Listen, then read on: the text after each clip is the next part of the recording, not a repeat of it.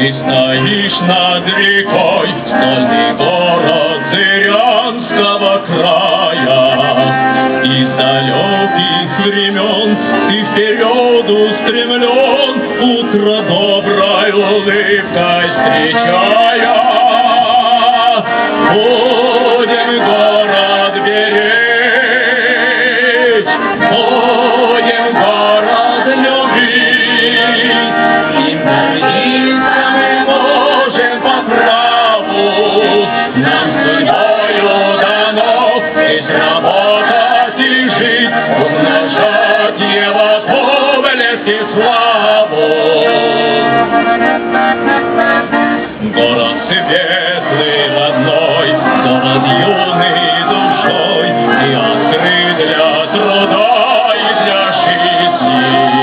Путь уверенный твой золотою строкой отмечают предания отчизны. Будем город беречь, будем город любить, и гордиться мы можем по праву. Нам судьбою дано здесь работать и жить, умножать его доблесть и славу.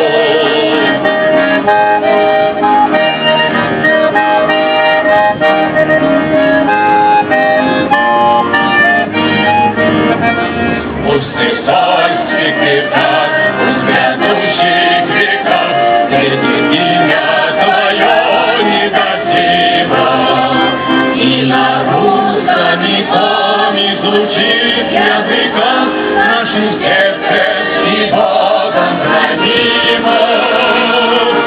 Будем город беречь, будем город любить, и гордиться мы можем по праву.